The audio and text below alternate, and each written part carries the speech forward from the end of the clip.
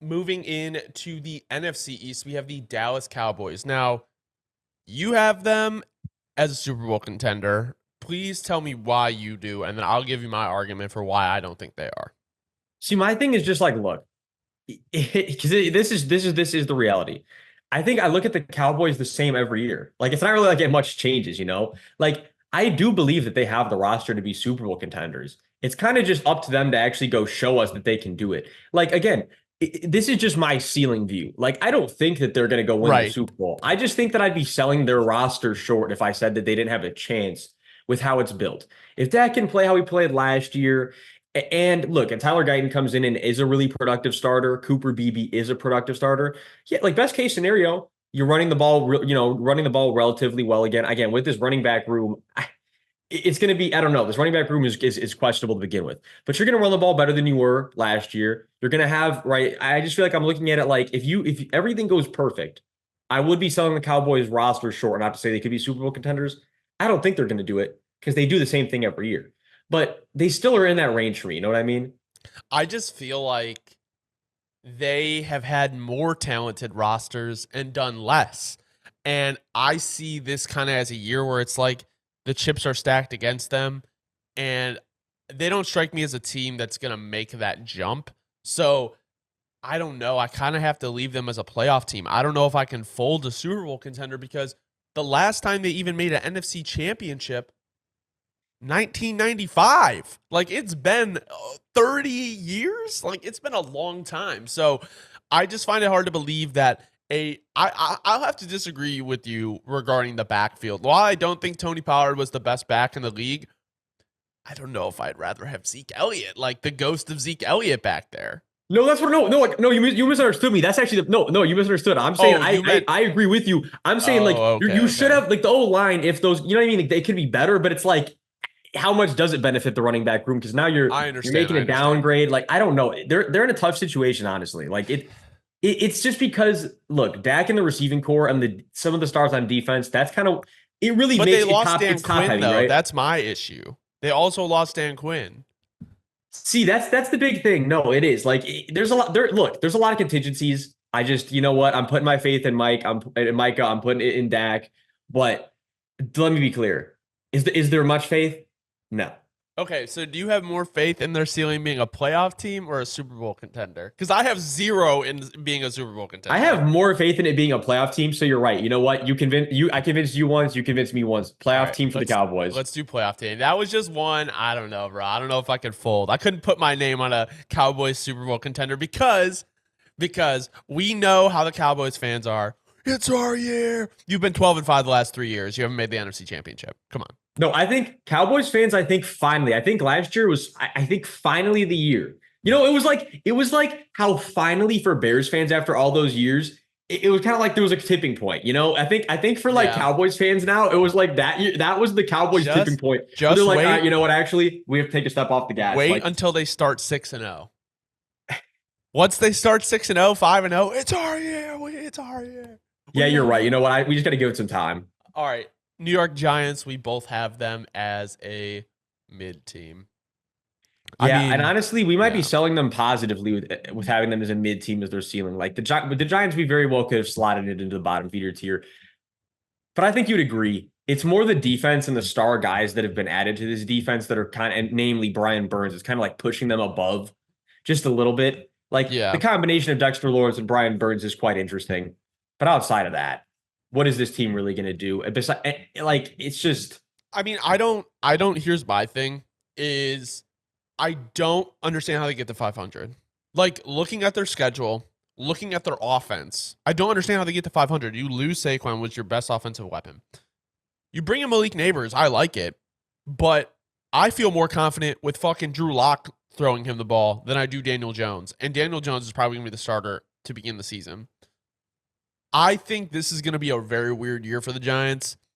I do think, like you said, they have a lot of money invested in that defensive line, but you did lose McKinney, which was one of your best players on the defensive side of the ball. You hope Kayvon Thibodeau takes a positive step this year because he did regress a little bit last year. So I just find it hard to believe when you look at their schedule that they're going to end up getting to 500 because they have the Vikings, Washington, Cleveland. Like, I'm trying to look for their wins here.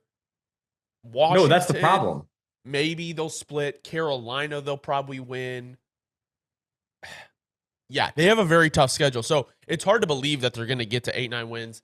But with that being said, I mean, that's why we both have it in a mid team. There's not really much to explain here. No, that's honestly, again, that's selling them super high. Like we Yeah. honestly could have had them in bottom feeder, and there would be nothing wrong with that. Like Giants fans take this as a compliment. I just feel bad for Giants fans because it's like, I feel like every offseason you guys are like this. Like, you don't, like, yes, the offensive line improved, but it's like you lost your best offensive playmaker. Yes, you drafted Malik Neighbors. I like Malik Neighbors, but Like you said, and you added Brian Burns. Oh, but you lost like the third best safety in league on paper last year. Like there's just so many. Like it's like Giants fans. It is actually insane. Every flatline offseason. I mean, yeah.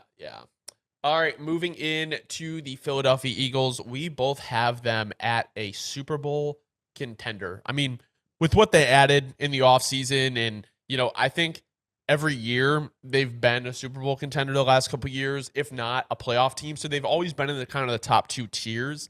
I think Super Bowl contender this year, especially with the additions of Saquon, getting the wide receiver extensions done. They signed Bryce Huff as well. Like, the Eagles they drafted well, in my opinion. They get Cooper DeJean and Quinyon Mitchell, so they address the secondary. I don't think you can really have any issues with the way the Eagles handled this offseason, and only made them, in my opinion, more surefire Super Bowl contenders.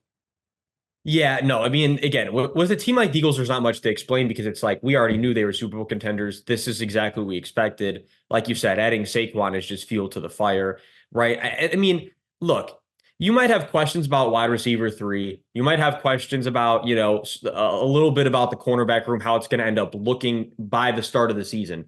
But these are all things we're going to find out by midway through the year. Yeah, the interior linebacker situation also still, we don't know exactly how it's going to go because Devin White didn't play good ball last year. And I'm actually rather surprised that a team like the Eagles gave him a solid chunk, but I know that it's not fully guaranteed that they have options.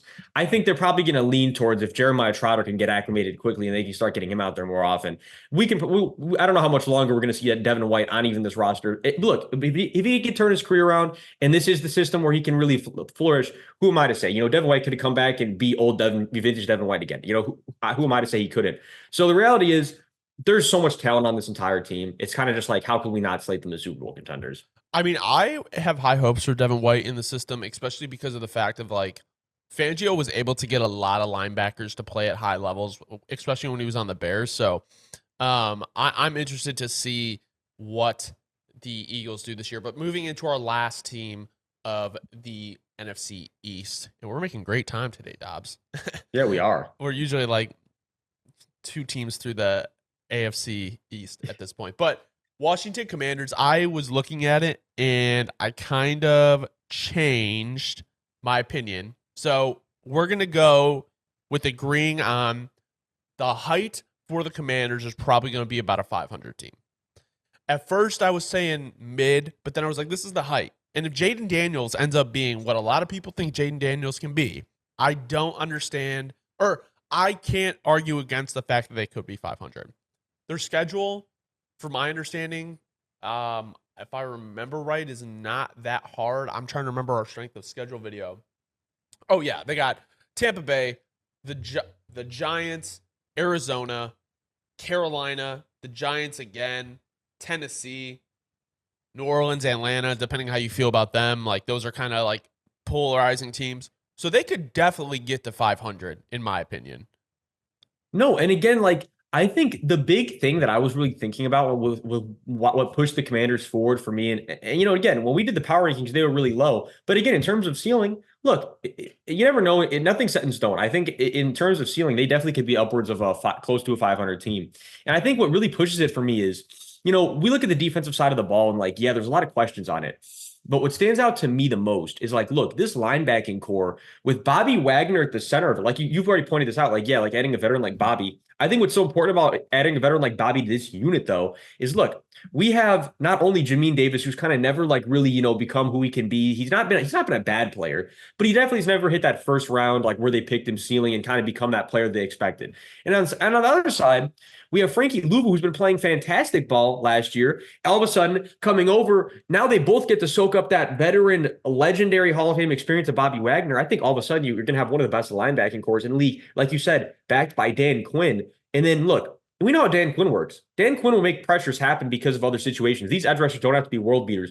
Like Dorrance Armstrong, Clelin Ferrell, it doesn't sound good on paper, but this will probably be the two best years of their careers because Dan Quinn will find ways to get them a lot of one-on-ones, a lot of free rushes. So it's not necessarily the end of the world that they don't have a ton of talent on defense, because I think that the addition of Dan Quinn is just going to help bolster so much of the flaws that are on this defense. And then on the offensive side, like with Jaden Daniels, we don't know what to expect. Jaden Daniels has a really terrific rookie season.